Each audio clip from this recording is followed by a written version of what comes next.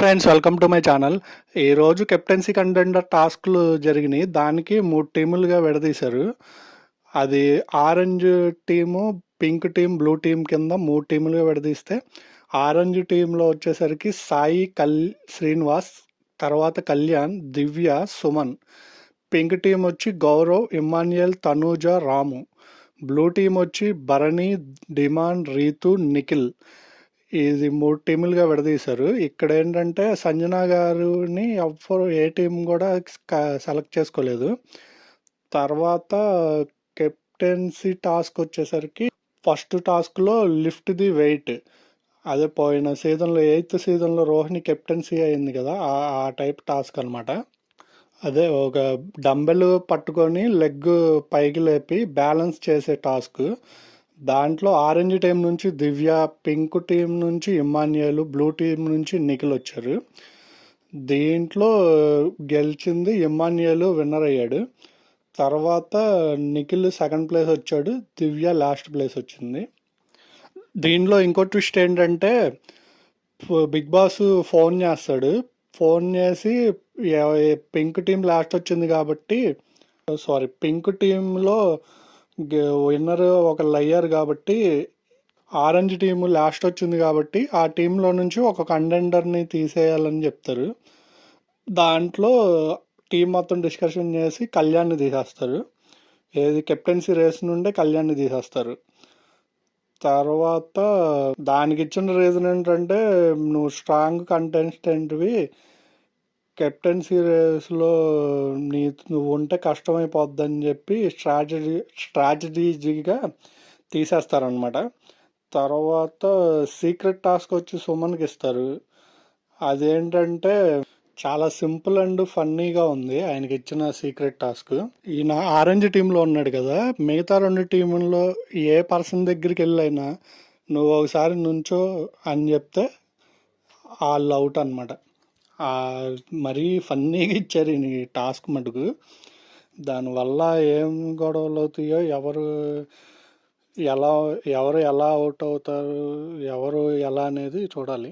అంటే కంటెంట్ ఎటు నుంచి ఎటు మారిద్ది అనేది చూడాలి. సీరియస్ మోడ్లో వెళ్ళిద్దా అంటే తెలిసిన తర్వాత, అంటే మరి అంతే కదా. ఇప్పుడు కెప్టెన్సీ బిగ్ బాస్ వీళ్ళని అవుట్ అయ్యారు కాబట్టి కెప్టెన్సీ కంటెంటర్ నుండి తొలగించామన్నారు అనుకోండి, మరి వాళ్ళు సింపుల్గా అవుట్ అయిపోయినట్టే కదా. ఇప్పుడు గేమ్లు ఆడి ఫస్ట్ రౌండ్లో గేమ్ ఆడి అది కూడా ఓ లెక్కన అన్యాయమే.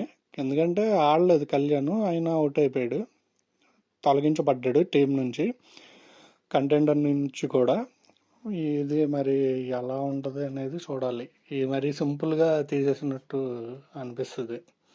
కాల్ వస్తే కొంచెం ఫన్నీగా వెళ్తుంది. సుమన్ ఉన్నాడు కాబట్టి ఫన్నీగా వెళ్తుంది. ఇక్కడ నాకు తెలిసి సంజన గారికి వచ్చేపాటికి సెలెక్ట్ చేసుకోకపోయినా, అంటే అక్కడ ఉన్నోళ్ళు నిన్న ఆవిడ ఏడ్చింది కదా రీతు విషయంలో. నేనెప్పుడు నువ్వు నా కోసం జుట్టు కట్ చేసుకున్నావు, నిన్నెప్పుడు నేను నామినేట్ చేయాలని కాల్ వస్తే అది ఇక తప్పదు. బిగ్ బాస్ హౌస్లో ఇప్పుడు మనకి ఎవరు వీళ్ళతో మనకి రైవలరీ వద్దన్న వాళ్ళతోనే బిగ్ బాస్ రైవలరీ పెడతా ఉంటాడు.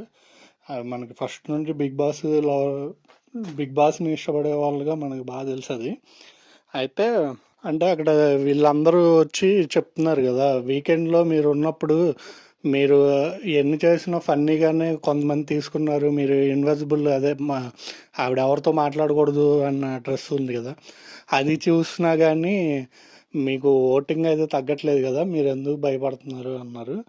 మరి ఆవిడని అన్ని విషయాల్లో అలా లైట్ తీసుకుంటున్నారు. నిన్న కూడా బొమ్మల టాస్క్లో, నామినేషన్ సంబంధించి బొమ్మల టాస్క్లో కూడా ఆవిడ బొమ్మని ఎవరు తీసుకోలేదు. ఆవిడ చాలామందిని అడిగింది కానీ ఎవరు ఆమెకి సపోర్ట్ చేయకపోవడంతో ఆ బొమ్మ ఆమె పట్టుకొని వెళ్ళాల్సి వచ్చింది. ఇంకా అలాగా కావాల్సి ఓట్లు ఉన్నాయి కదా, ఆమె ఫస్ట్ నుంచి క్రియేట్ చేసుకున్న ఈ ఫన్నీ మూమెంట్స్, ఆమె సీజన్ కొంచెం ఈ వరకు లేపడం కూడా ఆమె కారణం అని చెప్పి ఫ్యాను వచ్చారు కాబట్టి ఆమెకి ఒకవేళ ఇలా ఉన్నా కానీ పెద్ద డేంజర్ అంతేం ఉండదు. కావాల్సి టాస్క్లు ఆడకుండా సెలెక్ట్ చేయకుండా ఉంటే ఆ బాధ ఉంటుంది. దానివల్ల కొంచెం ఎమోషనల్ అయింది. ఇక అంటే ఇక్కడ 3 టీములుగా డివైడ్ చేశారు. 3 టీముల్లో ఈచ్ వన్ టీంకొచ్చి 4 మెంబర్స్ ఉన్నారు. అంటే 12 మెంబర్స్. ఈవిడ ఒక మెంబర్ ఎక్స్ట్రాగా ఉంది. సరే, బిగ్ బాస్ ఏమన్నా సంచాలకుగా ఎలా ఉపయోగించారేమో, వెయిట్ అండ్ సీ. మీరు లైక్ అండ్ సబ్స్క్రైబ్ చేసి కొంచెం మన ఛానల్ని ఎంకరేజ్ చేయండి. ఎంతవరకు